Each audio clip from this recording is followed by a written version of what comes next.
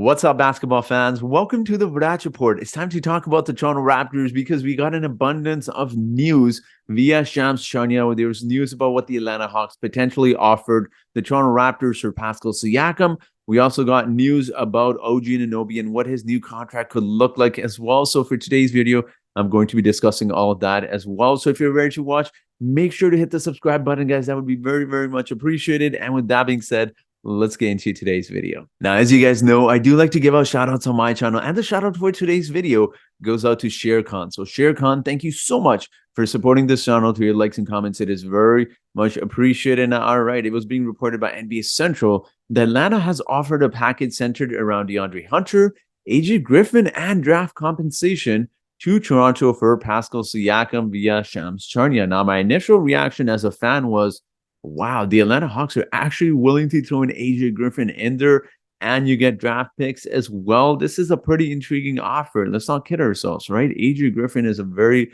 very intriguing prospect, but I was just surprised that they wanted to throw AJ Griffin in there.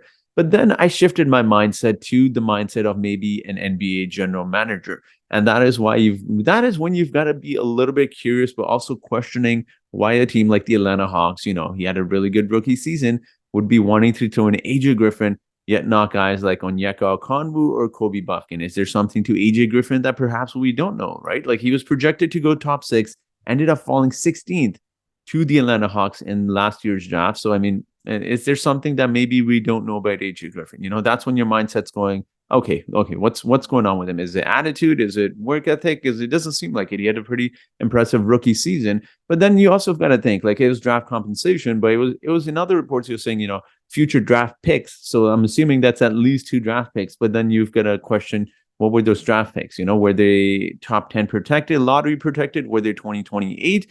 I mean, if that's that far out, then it doesn't really benefit the Raptors. I mean, you don't even know at what point, what the Atlanta Hawks, what your own roster is going to look like, 5-6 years from now. So that's the big question, right? Like, I mean, AJ Griffin, don't get me wrong, is a really good starting point, but that's when you've got to question, like, you obviously want a little bit more for Pascal.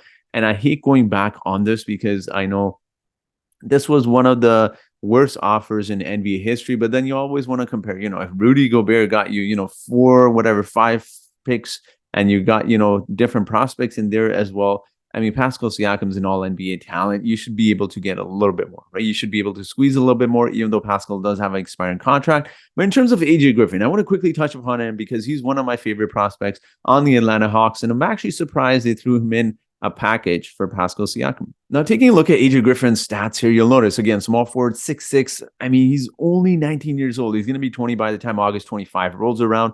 Had a really, really impressive rookie season, 8.9 points, 2 rebounds, assists a game, 46.5% from the field, and most importantly, 39% from the 3-point line, which is unbelievable. For a rookie to come in and shoot that highly from the 3-point line is nice, and also 89.4% from the free throw line honestly doesn't hurt a lot. So again, a very intriguing prospect, but then again, I hate to base things off of Summer League, but then you've got a question. His Summer League stats in 2 games, he shot about 30% from the field, right? So it's like maybe he had a great rookie season. Maybe he outperformed his expectations, So you've got to question why the Atlanta Hawks are so willing to throw him in there. But in terms of DeAndre Hunter as well, we're going to talk about him because he's someone that's kind of thrown in there. He's 6'8". He's going to be 26 by, I believe, December.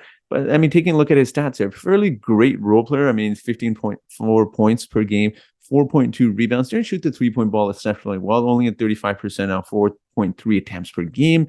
Field goal percentage was decent at 46%. I mean, he's around 6'8", 6'9". So it would be nice if he could shoot closer to 50%. And, he shot the 3-point ball better as well in the past.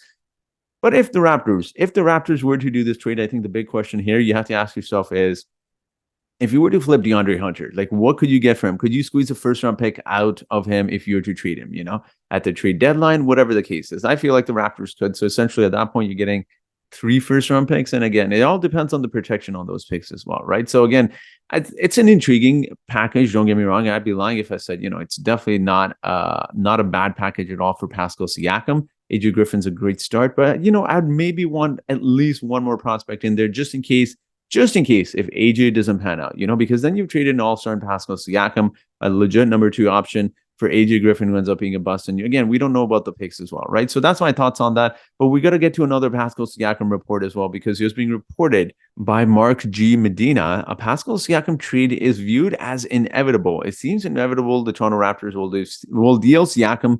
They expect a strong deal for a return in the form of a quality rotational players, expiring contracts, and draft picks, all qualities to help accelerate a rebuild. And in the article, Medina also went on to state that the Raptors will have no choice but to deal Siakam away due to their roster build not being good enough to really compete in the playoffs. Speaking exclusively to Give Me Sport, their journalist says it seems inevitable the Toronto Raptors will deal Siakam. It's become increasingly clear the Raptors are not currently constructed to become a serious playoff threat. So what's the point in running on empty calories just to finish in the middle of the standings? It seems unpredictable. However, when the Raptors trade Siakam, they expect a strong deal for a return in the form of quality rotational players, expiring contract, draft picks, all qualities that help accelerate a rebuild. Now, my initial reaction was, okay, so just because you're finishing, in the middle of the pack, should that mean that you necessarily should absolutely tear it down and rebuild? I don't necessarily agree with the article. And again, it's just pretty much just Medina stating his opinion. There's not really anything to report on that the Raptors will, inevitably trade Pascal Siakam. And ultimately, look, I mean, should the New York Knicks rebuild because they just, finished fifth, sixth, in the NBA standings in the Eastern Conference? Should the Cleveland Cavaliers, who panned out in the first round, should they rebuild? Because they're just in the middle of the pack. You can't really say they're Eastern Conference contenders. So I don't agree with the notion that, you should just rebuild just because you're in the middle of the pack and you're not a playoff threat yet. I think that's why signings happen. That's why trades happen. And that's why you pan on some of the younger guys, especially with the Toronto Raptors in the form of Scotty Barnes, increasing his role, becoming a more productive player. And then you see what the ceiling of the Raptors is. I don't necessarily think it's the best idea to rebuild for the Raptors.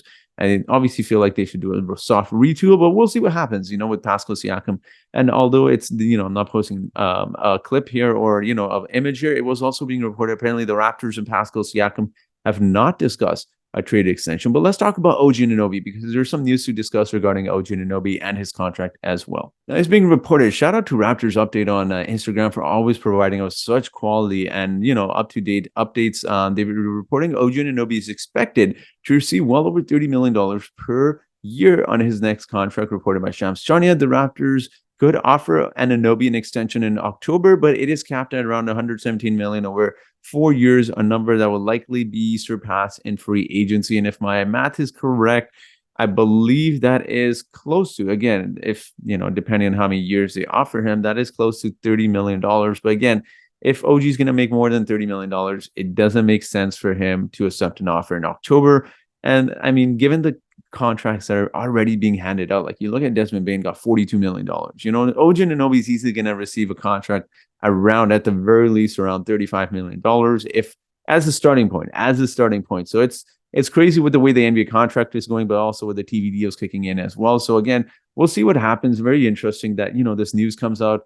And someone was saying, someone was commenting on those Pascal trade package. They also said the Atlanta Hawks were about $7 million short to match salaries in a potential deal for Pascal. So maybe, this was a package offered before DeJounte Murray agreed to a contract extension. Maybe it was a contract, when John Collins was still there as well. So I find this intriguing. We'll see what happens. Again, like I said, I'm a huge Pascal fan. That's an intriguing offer. I wouldn't do it. I'd expect a little bit more, but I'm very curious to hear your thoughts. Let me know your thoughts in the comment section below. And there is no trivia question for today. So if you do want a shout out, just let me know in the comment section below, guys. I will give you a shout out in my next video. So that will be it for today's video. Thank you so much for watching this video. And I hope you guys have yourselves a great day.